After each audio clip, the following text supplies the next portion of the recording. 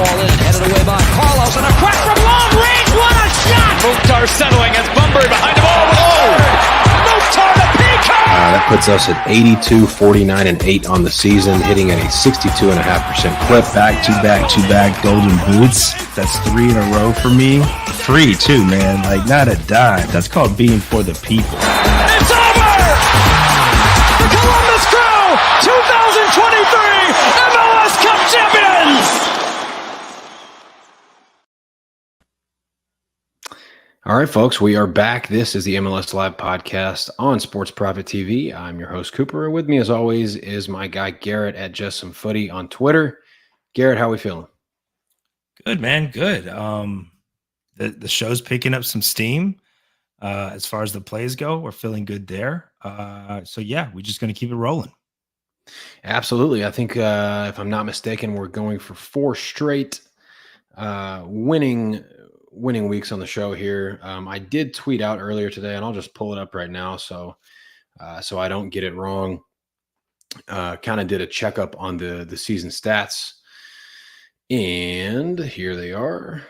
We are going into match week 24. Obviously, we're 47 and 38, which is 55.2%, but we are up a whopping 15.39 units on the season. So, once again, another really good year so far. And we're probably like 65% of the way through the season, something like that. And the cool thing is 59%, exactly.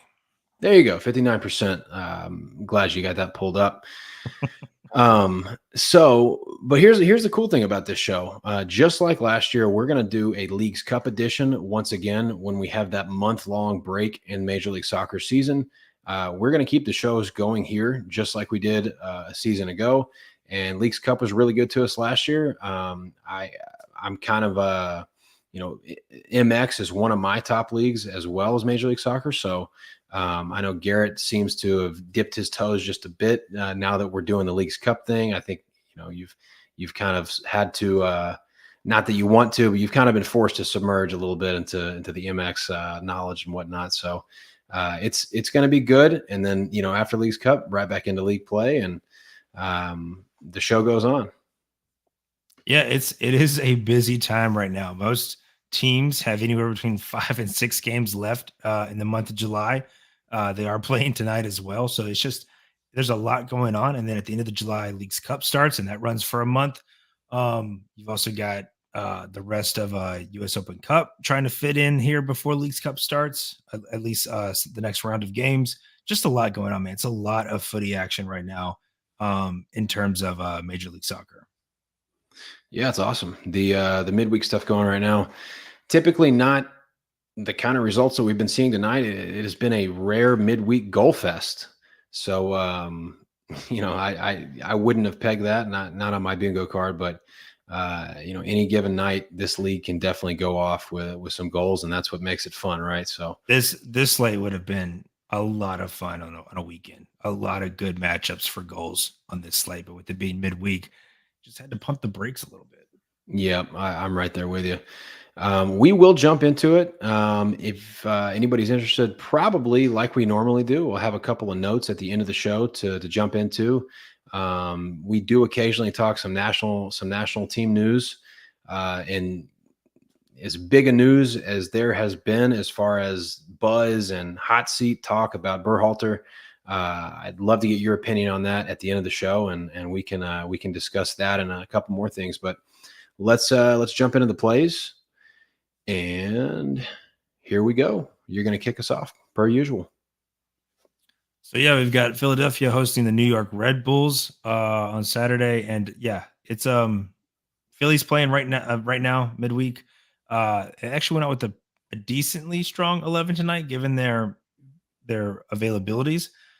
So Blake is still hurt. Martinez is still at Copa with Venezuela winning their group. That was a surprise. The Red Bulls, they're not playing tonight. They don't have midweek game. So I would expect Cornell back from Paraguay after they got knocked out in group play. That's going to help them for goalkeeping. Forsberg and Morgan have been working their way back. Forsberg from a foot injury, Morgan from international play over with the Euros. They both rested the first half, but played second half last game. So I would expect them to start here. So New York Red Bulls are getting back to full strength after missing some guys for over a month.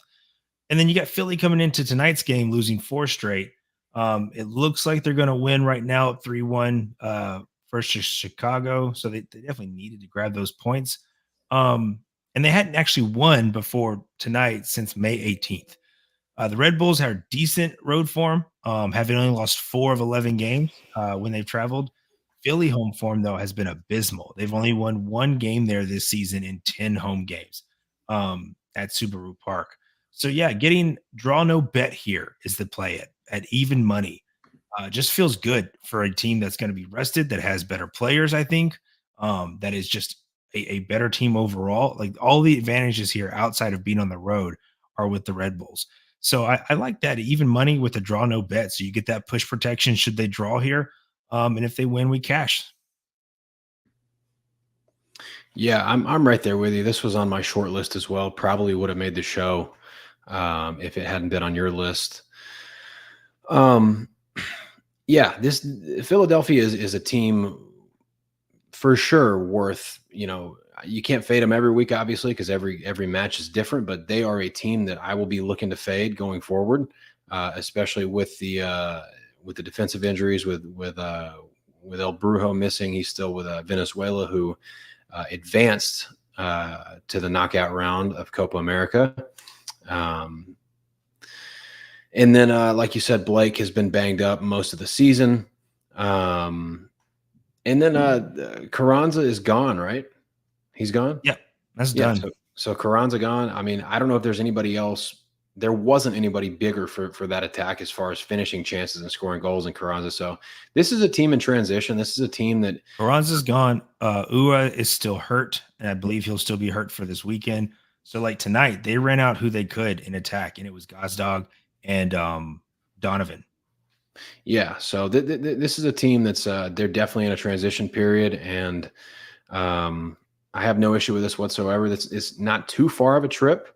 It's not like Red Bull are traveling to the West Coast or anything, or I mean, it's Philadelphia right down the road, right? So relatively, but and then we like this team. This is a team we like. This has always been a good road team. The way that they set up, just with the counterattack and everything.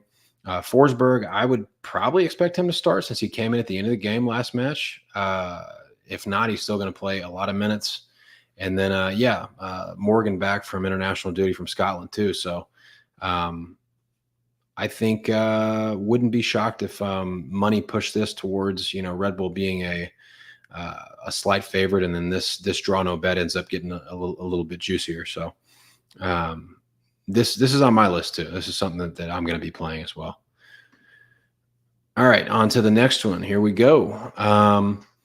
I'll just preface this by saying this is a gut play. This is definitely a gut play for me. This is something that, I like the quality. I think the quality will be there to get this done. This might not be an easy one. It might not be something that cashes in the first 10 minutes or even the first half. But I do like the price here. And I think, we talk about, you don't get both teams to score at a playable price very often in this league anymore. If we ever had before, definitely less now than ever. And this is playable at -110, Columbus and Toronto at both teams to score. Look, I know Columbus has been great. I mean, you could make a case that this is the best team in the league, obviously up there with Inter Miami. Those two teams have been the class of the league, just kind of on a different level this season. And that goes for even, we didn't necessarily expect a Wilfred Nancy coach team to have great defensive numbers, but the defensive numbers have been there this year. They've been good, especially at home. They've got it figured out. They've got the spacing. They've got, the way things, even though, what's his name? The young kid that's, was the academy goalkeeper. He does give the ball away quite a bit in the back. So that wouldn't hurt us here as far as maybe giving the ball away a couple of times. I wouldn't mind to see that. And then Toronto is the attack is as good as it's going to be. Bernardeschi healthy, Insigne healthy. They went and got Derek Etienne Jr., which I thought was a fantastic addition to this team because it's something that they needed. They needed a little bit of speed to throw into that element. I think scored tonight. Yeah, I scored a goal tonight, and man, that was actually lovely. Bernadeschi sent a long cross over the box. It was headed down and just served it up on a platter for Etienne, and he finished it. It was a very, very nice play. So yeah, like the price. I think obviously Columbus, very good, tough place to play, and nothing against Columbus. I still think they probably win this game. I will back the quality that Toronto has to find a goal here.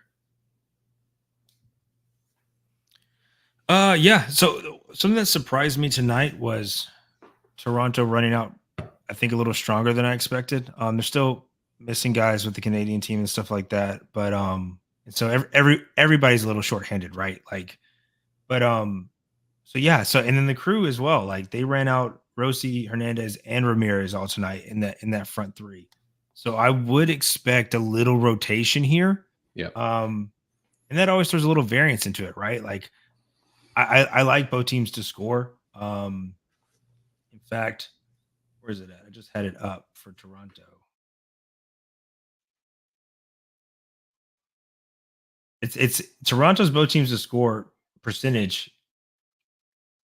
It hasn't been as good as I'd like it this year, but yeah. Flores missed tonight. So I think that can add to it if he can't make it this weekend. And the Crew, man. Like the Crew can put up multiple goals on anybody. I'm not having a good night as a Nashville fan, obviously, with the Crew up 2-0 right now. But I didn't expect us to really get anything out of that anyway. This comes down to you need Toronto to score here. Toronto's defense has shown like they're going to let people score. You need Toronto to probably score early, earlier better than later, because the Crew could put up a couple here, and you don't want to put that game to bed too early. But fun stat I saw from Nick Borman today, where both teams to score for the MLS just league wide is hitting at almost 64% right now. So just wild, man. So like anytime you get a playable both teams to score number right now with that kind of percentage, it's not a bad idea to lay it. Did you say Borman? Yeah. Oh, well, I like that guy. He follows the podcast, and we follow him. He puts out a lot of good stats. Puts out a lot of good nuggets. Absolutely. But yeah, so that's pretty much it. And like you said, that's what it comes down to for me too. I'm gonna trust the quality that Toronto has. I mean, look, this may be an Insigne, wonder goal. I mean, it's not out of his capability by any means, but I like it. I don't think this might be a little, everybody may not agree.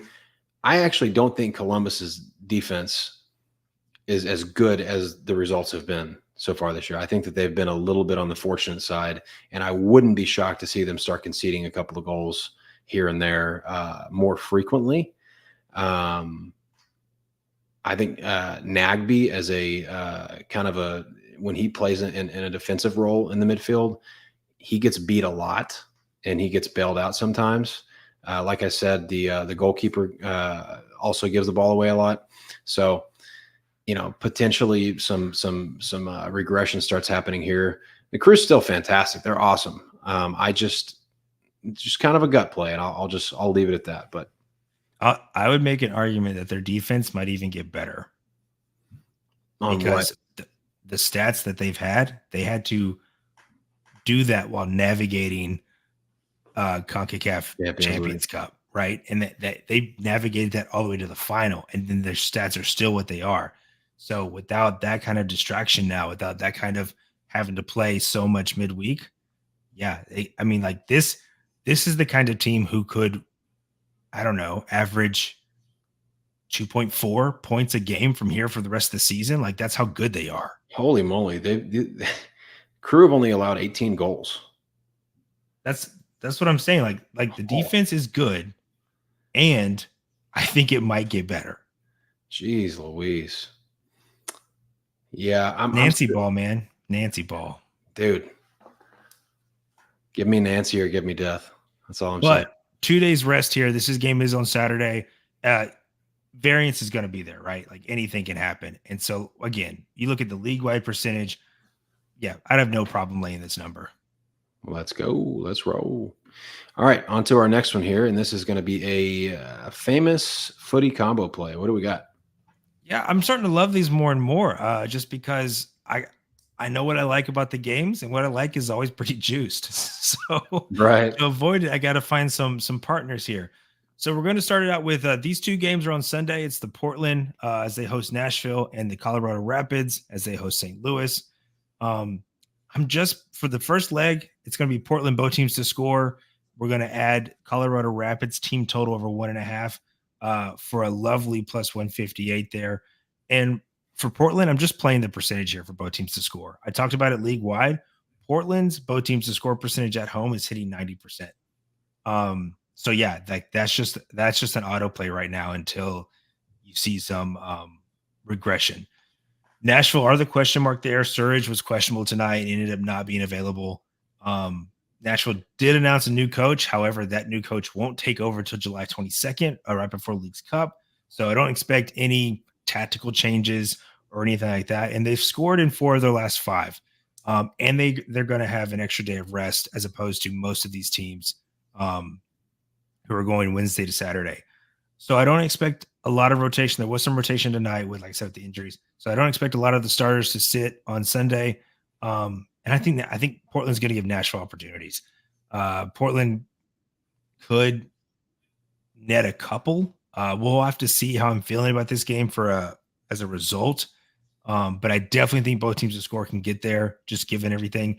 And then you look at the Rapids. This Rapids attack is good. They've scored 2+ in their last 3 home games. But this play is even more about St. Louis's defense. They've given up 2+ on the road in 8 of their last 9. They're thin at defense, and they had to call up one of their St. Louis 2 defenders tonight to cover just for depth, because they had Durkin, who's normally a defensive mid, drop into the center back spot tonight. They're just thin there right now. And so yeah, I think Colorado should be able to beat up on St. Louis on the road. St. Louis looks like the new coach bounce helped them out a lot tonight. But when you're thin on depth, you're thin on depth. And that's what St. Louis is right now. And you get the Rapids at home with that attack. I don't see why the Rapids don't net 2.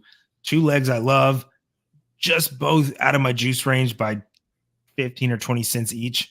So we're going to slam them together and hopefully come away with a nice plus 158 winner.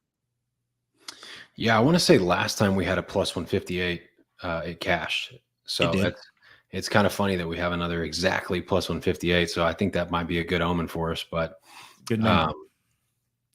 All right. So did you mention what's going on with Surridge? Yeah. So he's hurt, but he's not even playing the 9 anymore. They've moved him out to the left wing. And it's very weird to see this big dude on the left wing. It is. It actually looked like he's doing okay with it. So I don't know what this summer holds for the man. Like, they paid Surridge a lot to be the 9, but they still don't have any creative wing play. Surridge doesn't really offer that creative wing play. It's just a different animal there at that position than most teams I think are used to seeing. So I don't know what they do as far as how they help this attack come the summer when the window opens up on July 18th. Yeah. Well, I mean, as far as the first leg, Portland, Nashville, I don't know what Portland's both teams' score rate is this year. It's got to be absurd, right? I mean, at home, it's 90%. Yeah, there you go. I mean, that's out of this world, right? So it's 70%, 76% on the season because it's only 64% on the road. But at home, yeah, 90%. Like that's just something you keep chasing. Love it. And then, I like the Rapids too here. We'll talk about them a little bit more as we go. I made the mistake of fading St. Louis tonight and didn't quite. Well, I did. Obviously, I realized that there could be a manager bump, and it was a little bit more of a bump. It was like a mountain, a manager mountain that. And San Jose is bad. And San Jose is abysmal. And so, we bet spots. We don't always bet teams specifically. You got to take it all into consideration. I mean, you win some, you lose some, right? Hopefully, You win. Well, obviously we win more than we lose. That's the name of the game, right? But that one didn't work out. So I will be. I'm right here with you on this fate of St. Louis. They're still going to be very shorthanded. Good luck trying to play that 175 mile an hour game plan up in the elevation, the highest elevation in Major League Soccer there, away from home at Colorado. Colorado's been great at home. That attack has they flipped the switch, probably 10 games ago or so, and they haven't looked back since. So I like it. I love the plus money, and hopefully we'll cash another one of these. All right, on to the next tier. And what do you know? Another play on this game. Colorado hosting St. Louis City. We just talked about it a lot. This is mine. I just think they win. So that's what I'm going to do. I'm taking the Rapids. St. Louis is down a lot of guys. They're down a lot of guys. They had their new manager bump tonight at home against maybe the worst team in Major League Soccer, San Jose. Obviously, it looks like they're gonna get that done. Last I checked, that one was 2-0, still 2-0, and San Jose has just done squat. They haven't done anything. 0.17 xG. Brutal. And Pellegrino never even came in the game today. So, and he was on the bench. So they basically just said, don't even. And he's been subbed out at halftime in both games prior to this. So something's going on. It looks like he might be entering the doghouse. Yeah, and I don't really blame him. He might want to be in the doghouse at this point on that team. But so I'm on the Rapids here. And a lot of what we just said, fate of St. Louis, who is ravaged by injuries, ravaged in attack.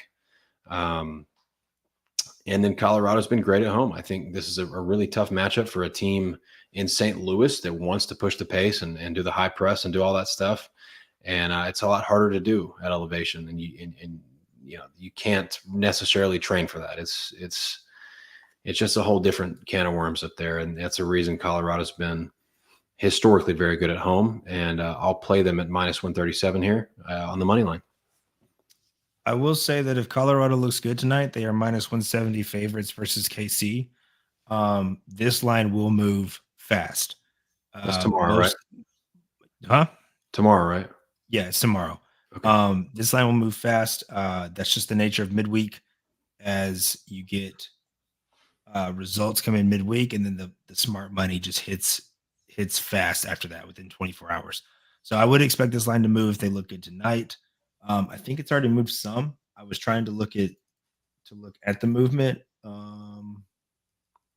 I'm not having a lot of luck right now with my my site. So I saw some openers in this range. I saw like -140, -145 even. So I think this was a Bet Rivers line that I snagged this on.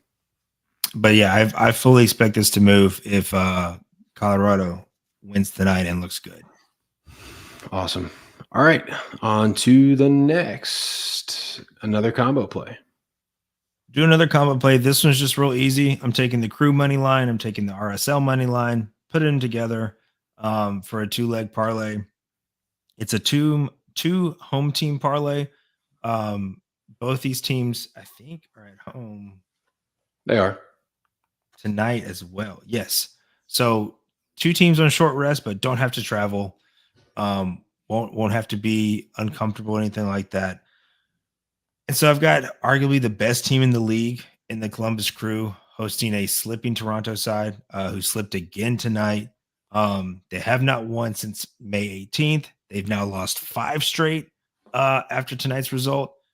So yeah, it's the Crew. It's like I said, this is a team that would not surprise me if they averaged 2.3, even 2.4 points a game from now to the end of the season. Like, they're just that good, and they don't have anything to distract them now. They're going to roll, and they could roll a lot of teams. So grabbing their money line. And then I'm looking at RSL. Again, they sit 3rd in the West right now. They're going to host Atlanta. And Atlanta's lost all their bite. You saw it tonight where, like, they lost to New England.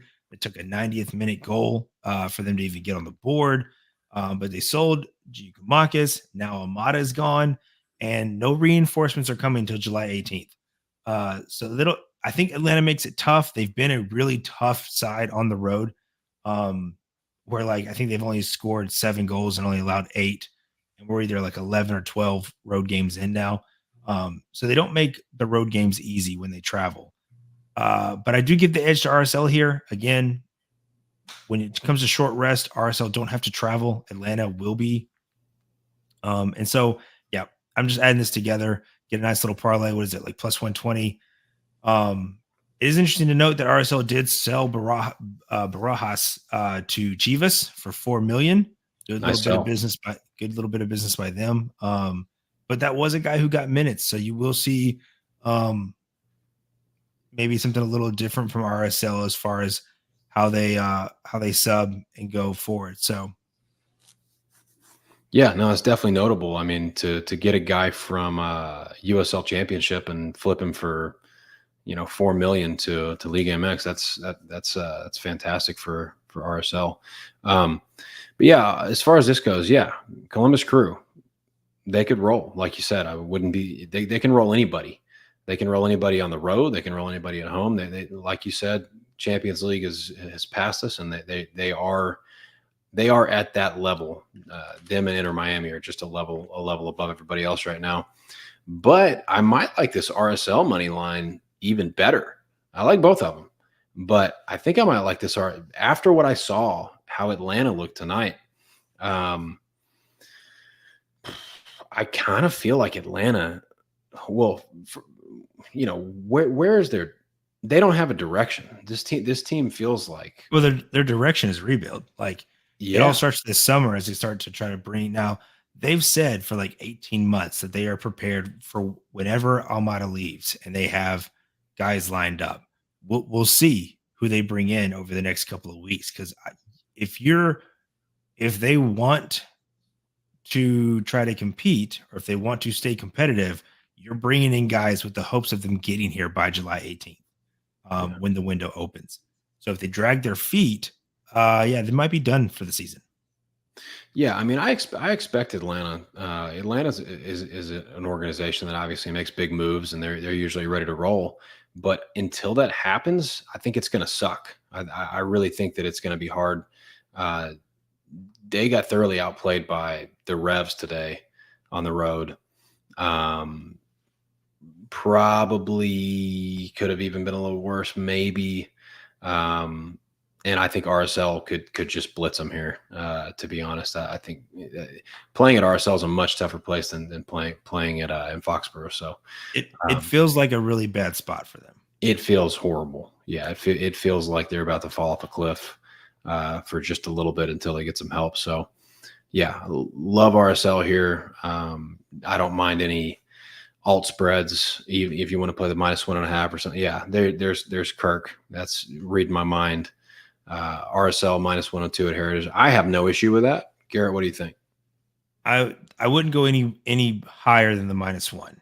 The reason why I'm staying on the money line here is just because midweek play, right? Like I think the advantage is all on RSL, but Atlanta haven't been awful on the road like they typically have been historically this season. And so because they're going to play so gritty, because they might even just sit back and make RSL try to beat them with 10 guys in the box, I'll take the -1 because if they win and it pushes, you're fine.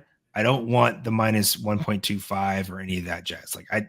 It is very hard for me to see a blowout here, which is why I just stuck to the money line and found a partner with Crew. Because Atlanta's just a tough team. I don't think they're going to challenge offensively. I just don't know how many looks they're going to allow RSL to have. That's fair. All righty, another plus money look here, and no issue with that whatsoever. All right, we will kind of run back through those at the end of the show. But first, let's get to a couple little nuggets here. I want to start with just to kind of, because we obviously haven't had a chance to discuss this because this didn't happen until in between last show and this show is when all these, all this good stuff happened, or not good stuff, I should say. United States men's team was eliminated out of the group stage, a group that included Panama, Bolivia, and then obviously Uruguay, who's a very good team. The calls are louder than ever to fire Berhalter and try to find somebody else. I've heard your take on it somewhat, but first of all, do you feel like he's gone? And do you feel like we go is there a direction to improve in? Like, do we get an improvement even if he is gone? I don't know how much I can say that hasn't already been said by like somebody somewhere, but like, there's a lot to it, right? Like the players have to look themselves in the mirror and be like, they just have to ask, what are they doing? Because they did not play well at all this tournament. Now, some of that can be on the coach for how you tactically set them up or whatever, but I mean, we're claiming this is the golden generation of soccer, right? Like these dudes will be in their prime come World Cup 26, at least a lot of them. If Copa is how like we have to look through that lens, then they're not ready. They're not ready. It is easy to get rose-colored glasses because they play in CONCACAF, and you also have the worst Mexican team of my lifetime in CONCACAF right now. And so like the USA looks a lot better than they actually are. It needs to be like they don't beat top 20 teams. The only top 20 team they beat is Mexico. And that's just because I don't know, the players aren't it. And while yes, Berhalter should be fired. Now before the Uruguay game, I said he's not getting fired because that's basically what the USSF said. Like, we're not firing him. Like, he's our coach. I think it's big when groups like American Outlaws and stuff come out and say like, no, you need a coaching change, because those are the only guys who are going to go buy tickets to see friendlies to teams that don't matter. Right. So yes, I do think Berhalter is going to get fired if he hasn't already been fired. X, not that is a great source of information, is already ablaze with rumors that he's already been fired. So we'll see. However, I would not hold my breath for anyone good to take over. A funny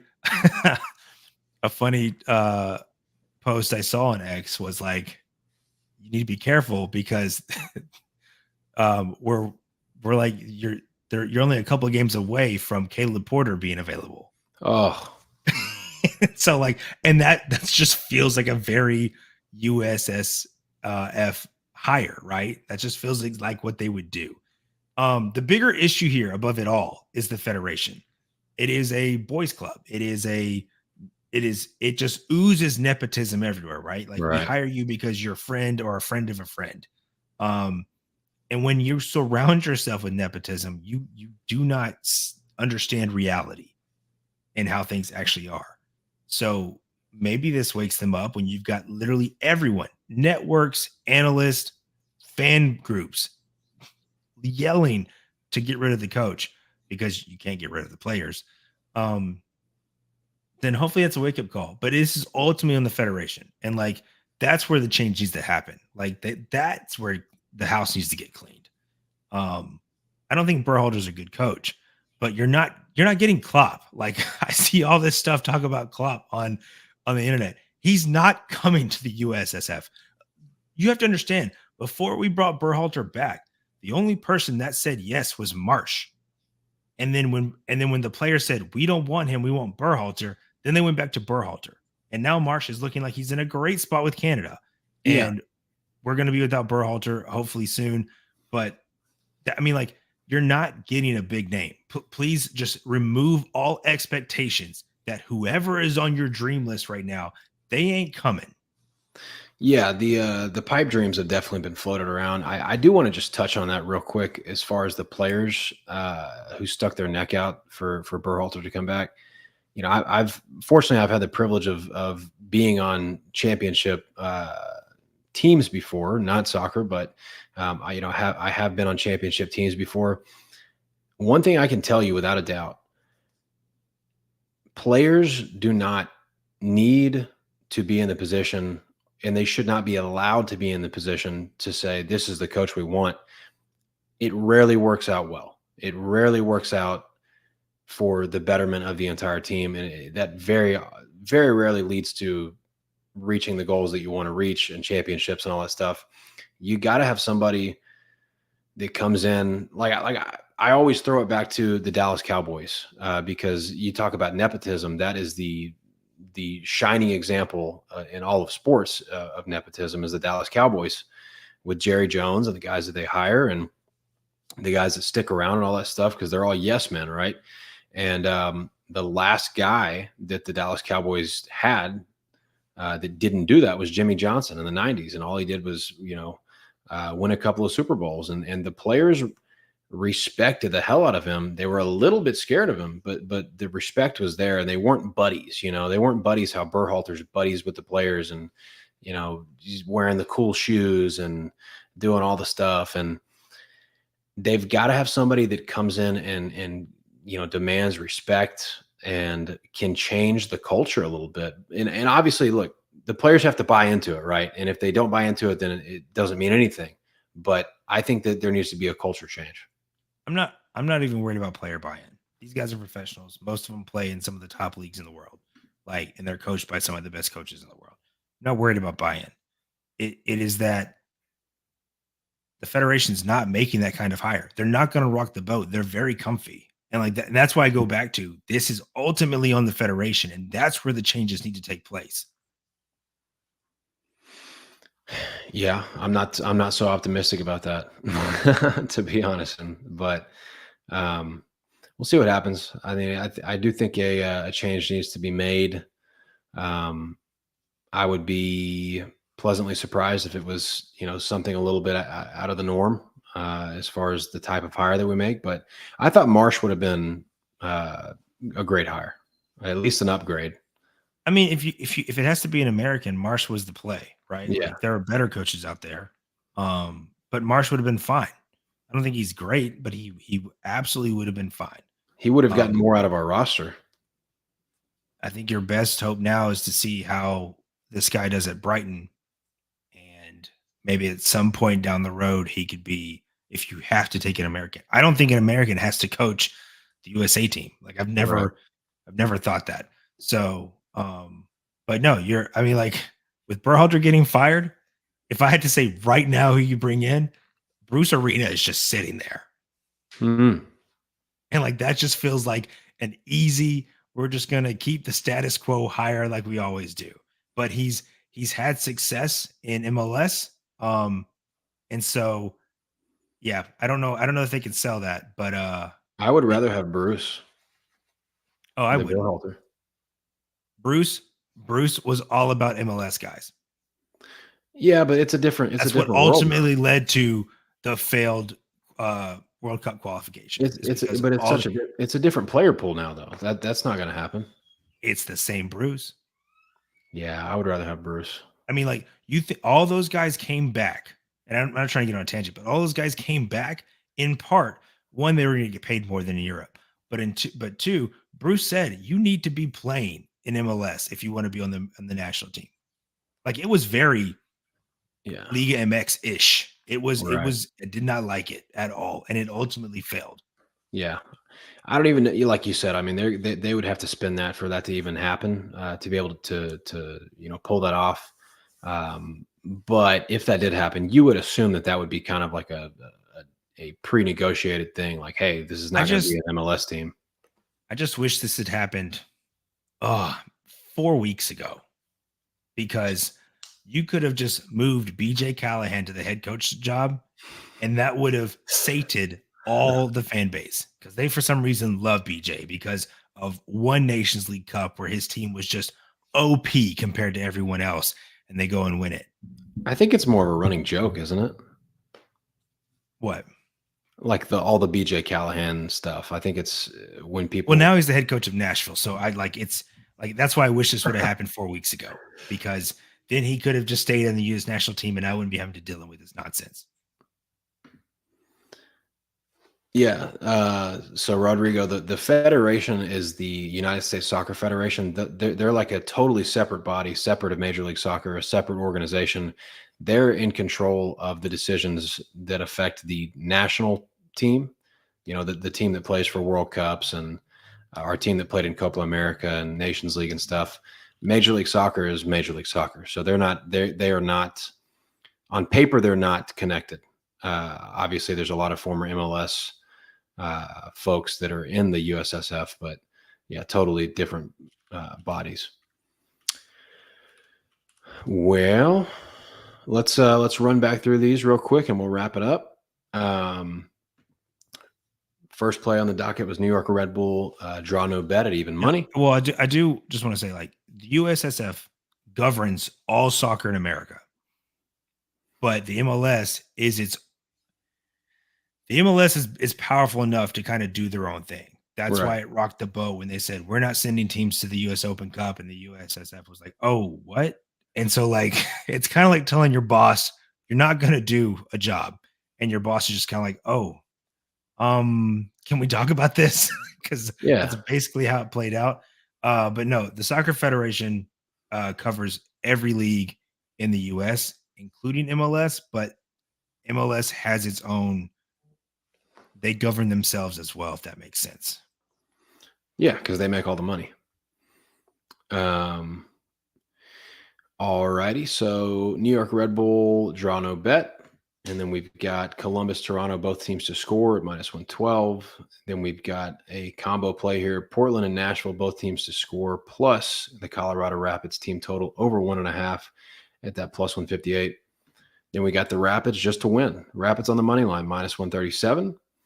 And then to round it out, we've got Columbus Crew money line plus Real Salt Lake money line at +120.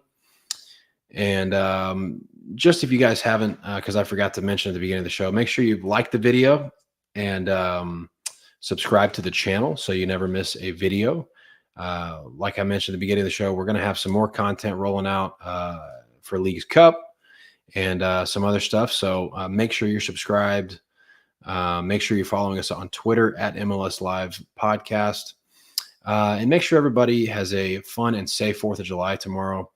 I think I'm going to be hanging out, probably making some homemade ice cream or something.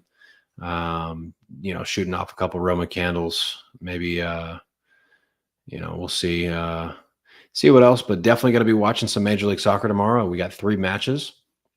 So that will definitely beautiful, man. Soccer on July 4th is amazing.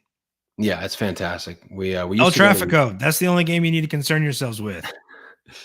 It's hard at to the Rose Bowl. It's going to be an event. It's at the Rose Bowl. Yeah. Oh, that's going to be nice. That's going to be a nice one. All righty. Well, anything else, buddy? No, that's it. I'm sure Cooper and myself will have more stuff for the weekend, especially once lineups and stuff come out on Saturday and Sunday. So be following us to catch any of those lines as well. But as always, these are our favorite plays. So best of luck on this weekend. And thanks for tuning in, guys. We'll see everybody next week.